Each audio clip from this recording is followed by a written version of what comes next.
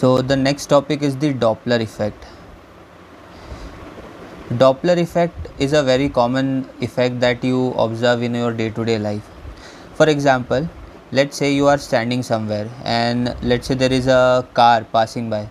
So when the car is approaching you, then you will observe that its frequency increases, and as the car moves away from you, the frequency of the car change, or the pitch of the sound of the car change. So this is the Doppler effect. So what is Doppler effect? Whenever there is a relative motion between the observer and the source of sound, then the pitch of the sound or the frequency of the sound appears to change. When the observer and the source are moving towards each other, then the pitch increase, the frequency increase, and when they are moving away from each other, then the frequency or the pitch decrease. So this effect is called the Doppler effect. It was first mainly studied by Doppler. Because of that, it is called the Doppler effect. So now we can have various conditions based on observer and the source. So first case is, let's say the observer is stationary, the listener is stationary, and the source is moving. So this is the first case, if the observer is stationary and the source is moving. Now again, in this case there can be two scenarios. First scenario is source is approaching the observer, and second scenario is source is residing from the observer. So let's write it in the form of a table. So source approaching the observer, and second scenario is source residing the observer or going away from the observer. So if this is the case, then there is a change in frequency. So that change in frequency, the change in the frequency or the change frequency will be equal to the original frequency into V upon V minus U. Now what is V and what is U here? U is the speed of observer, speed of the source. Observer is stationary, speed of the source. And V is the speed of the sound wave, speed of sound wave. So here, if the source is approaching the observer, then the change in the frequency or the new frequency will be original frequency into V upon V minus U. Now if the source is residing, then in that case there will be a slight change in the formula. The formula will become V upon V plus U, V upon V plus U. Again the terms are same. This is the original frequency of sound, and this is the apparent frequency or the change frequency because of the motion. So this is the first scenario, when the source is moving and the observer is stationary. Now there can be a second scenario where the source is stationary and the observer is moving. So this is the second scenario, and again in this scenario we will have two options. First, observer will be approaching the source, it will be coming towards the source, or the observer will be residing from the source or going away from the source. So again in this case, what will be the change in the frequency? So the change frequency will be equal to original frequency into V minus U upon V, and if observer is moving away, it will be positive, and if the observer is moving away, then the formula will be V minus U upon V. Now again here V is the velocity of sound or the speed of sound,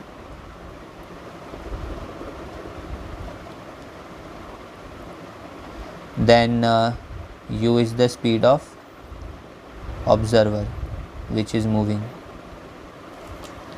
and again this is the change in, or this is the change frequency or the apparent frequency.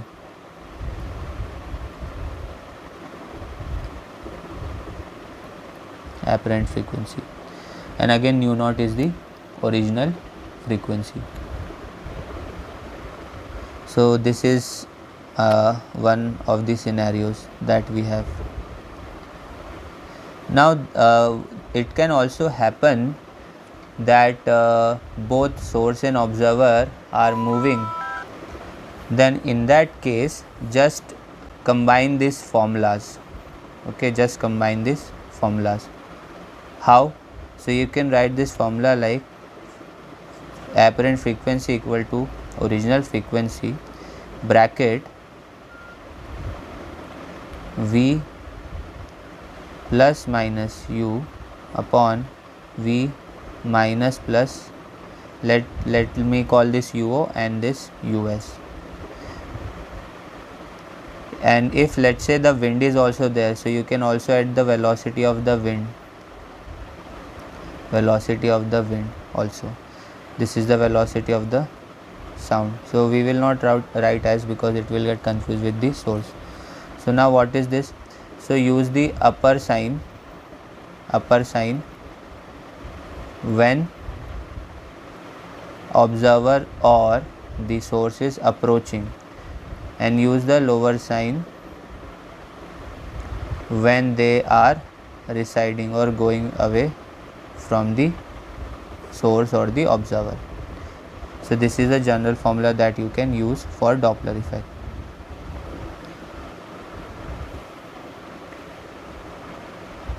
Now obviously if the frequency is changing, then the wavelength will also be changing. So that changing wavelength, okay, the changed wavelength can be written like this too. Okay, V plus minus US upon V minus plus UO. Just reverse it. So usually only the frequency is asked, but if wavelength is asked, then you can do one thing, find the frequency, and then by using the formula, this formula, wavelength equal to velocity upon frequency, you can find the answer. So this is the Doppler effect. Now there is one more interesting thing that happens, that is sonic boom. So what is sonic boom? So let's say we have a scenario in which something is moving faster than the speed of sound in that medium. For example, let's say a plane is moving with a speed greater than the speed of sound,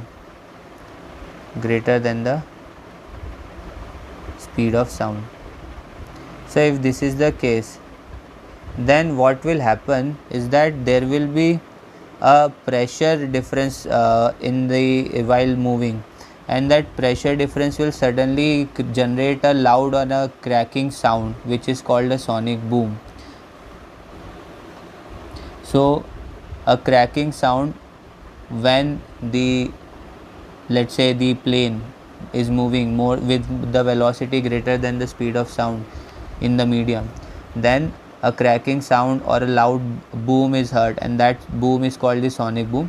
Why does this happen? It happens because there is a pressure difference behind, as the plane is moving very quickly. So suddenly what happens is that the sound from the air from the nearby regions suddenly comes to the region in which the pressure is low. So there is this sudden loud bang or a loud crack.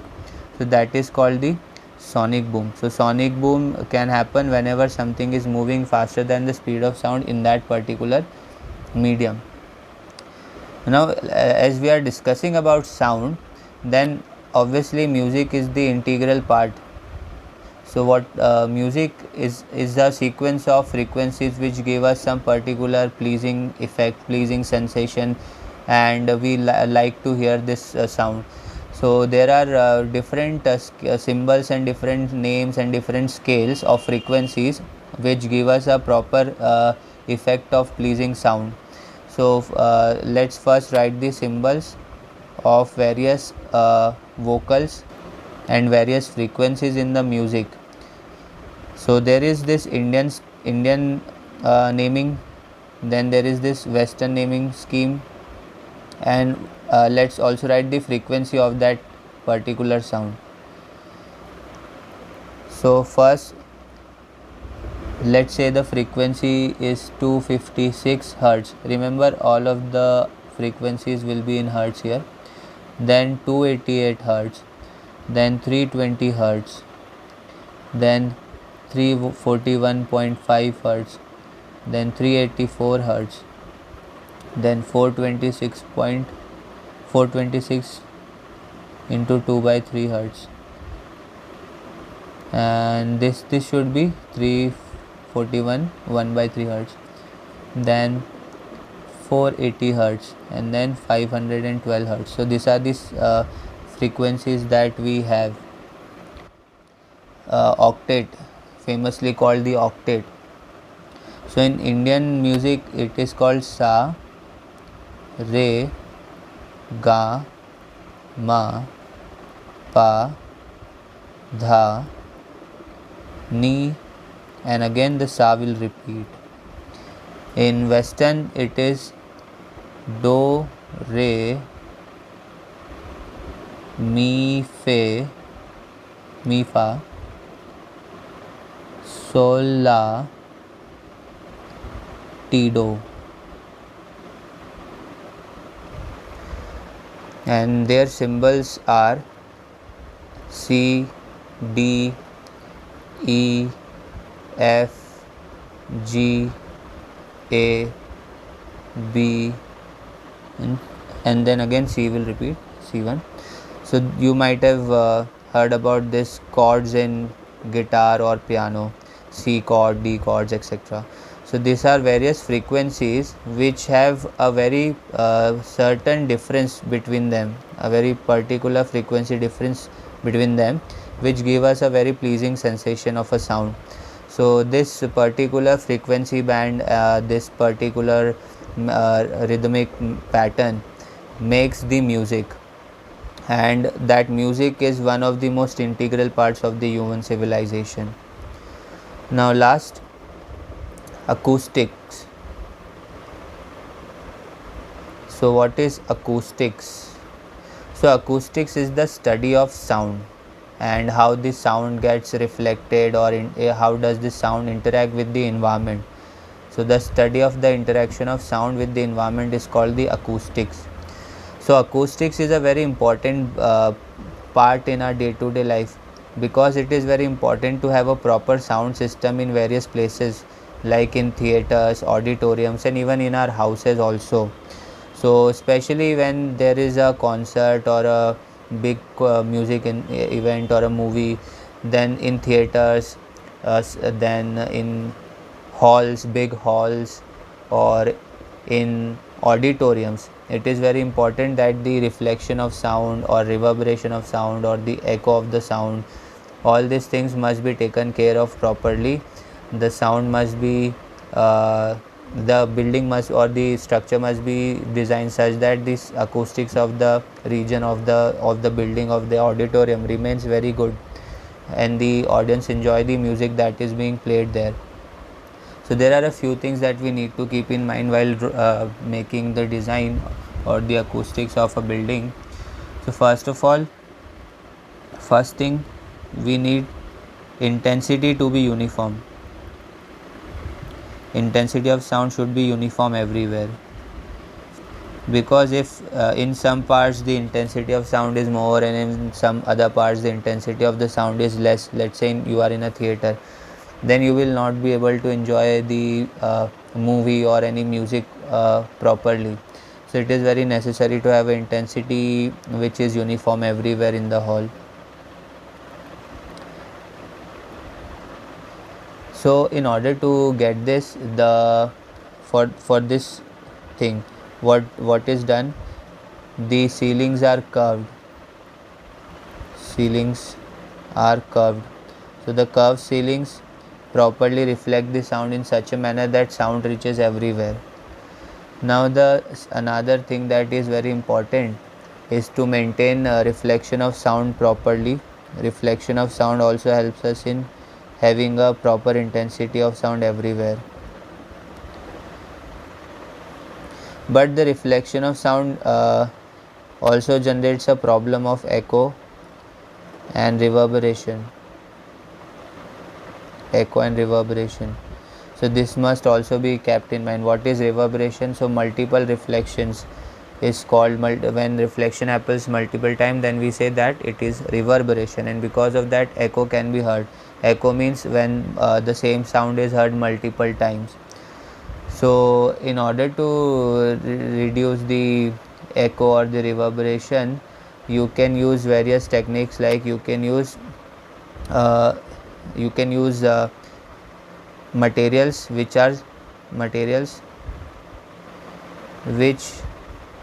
reflect the sound very less.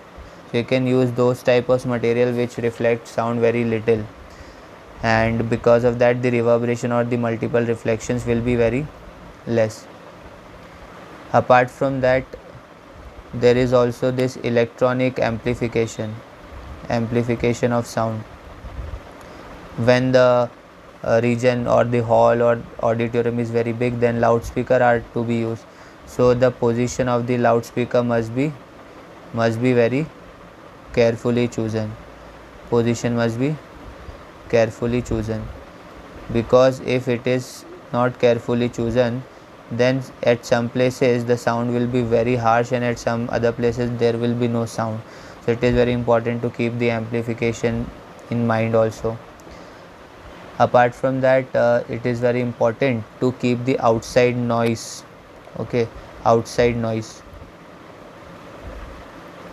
to be very less. So in order to keep the outside noise very less, need to make a soundproof area using various techniques.